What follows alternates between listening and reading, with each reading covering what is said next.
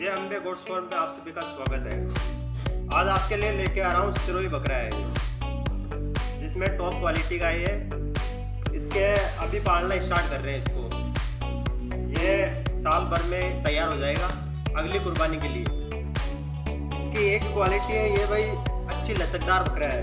देखो, जिसका यहाँ से लचकदार होगा ना वो बकरा अच्छा बनता है।